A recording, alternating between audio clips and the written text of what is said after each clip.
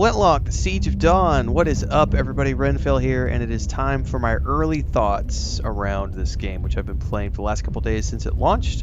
I am playing the Xbox Game Pass version on my Series X.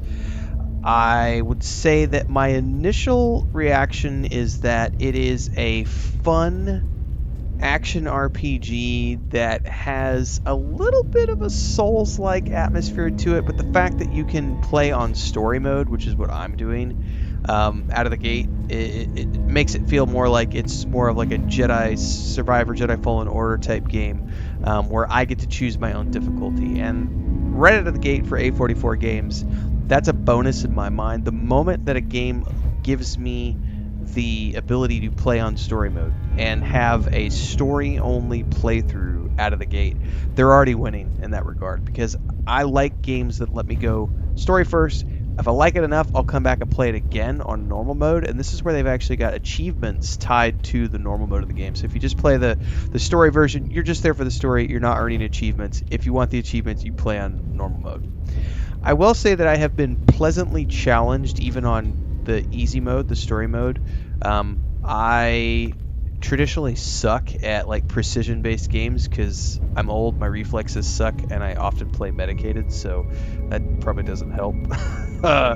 But it's easy enough in the sense that the combat is fairly straightforward. There is a little bit of a learning curve with the well, I think that's the same of any action RPG that you play. The first time you play one of these, it's got a new control scheme that you're going to have to get used to, and that does take a little bit to sort of learn that muscle memory. But once you get in the habit of it, there's a few things that this game does really, really well in terms of the navigation of the game world and the combat itself. One is the fact that you've got your axes, which are the main focus of the melee combat, but you have your flintlock pistol, which is your main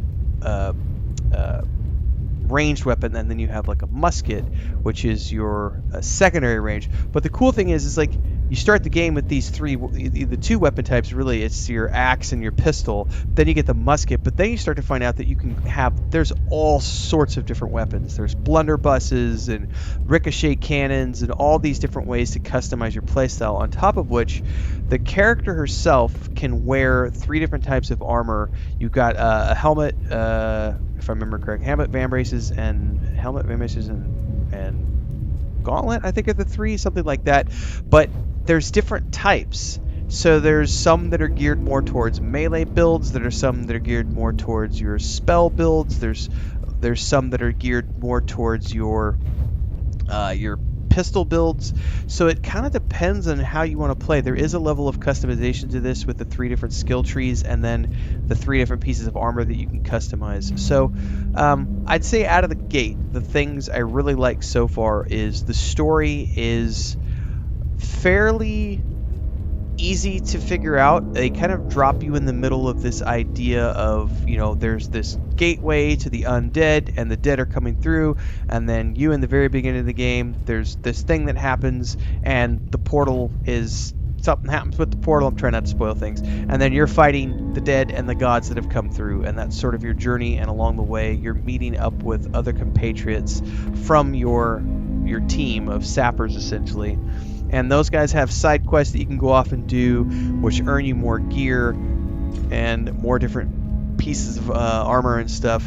And around the world, you have sort of like your standard open world fare, where it's like you have your main mission that you're going on, then you have the secondary missions that you can go do with side quests at your camps, and then outside of that, there are like the little hamlets that you can choose to liberate.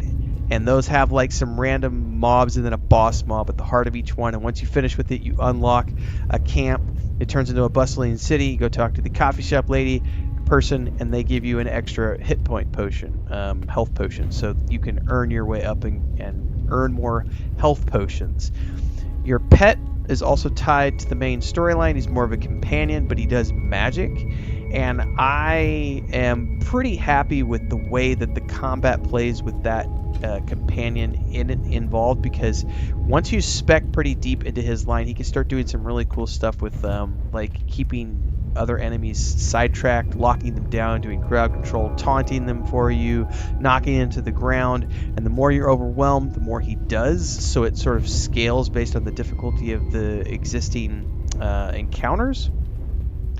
The voice acting is very, very, very good, and I couldn't quite place the main character's voice until I realized I had to go look her up on IMDb and realize it's we've seen her as it was the daughter of the Doctor in the Halo series. Olivia Gray might be her name. I can't remember off the top of my head, but the voice acting for this game is very, very, very good. The writing is pretty good so far. The story has been interesting.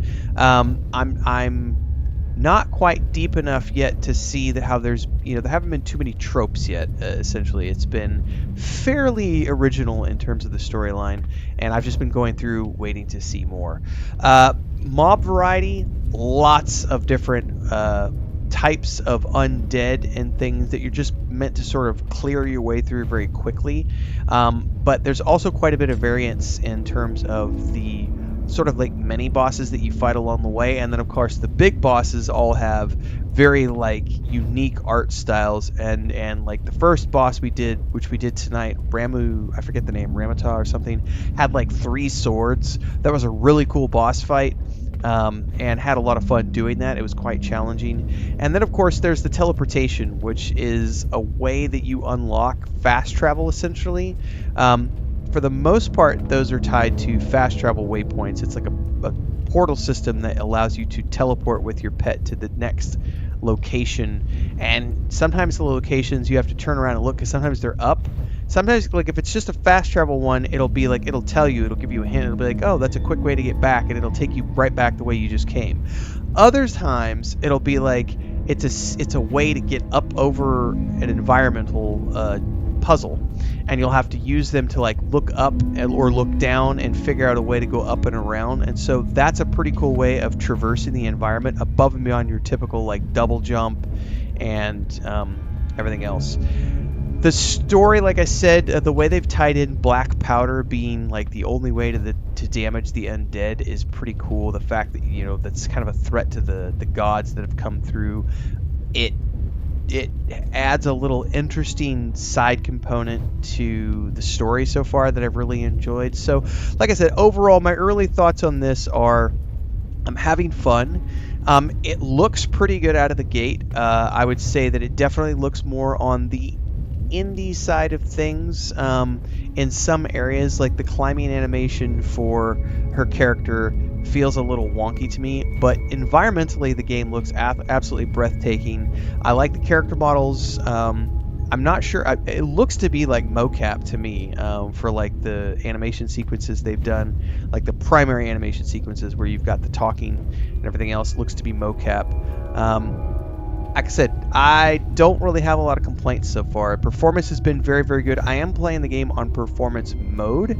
I have not tried to play it on the optimal mode or whatever it is, because I think performance mode they're shooting for 60 frames, and I'm not sure what the other one is, but I've been enjoying it at the performance mode so far.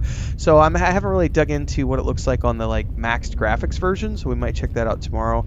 But I'm having a lot of fun with this. I am streaming this game as my main game for the current time period, so we're going to be playing a lot of this until we beat it. And of course, there will be more guides and discussion videos around Flintlock: The Siege of Dawn as we get deeper into it. So if you want to see the streams, don't forget, here and on Twitch every single day, and hopefully we'll see you in the next one. And the Let's Play series is divided up into 30-minute videos here on YouTube. Until next time, everybody, stay safe. Let me know if you're playing this game and having fun with it, or what you think of it so far based on the streams you've seen. Until next time, everyone, cheers.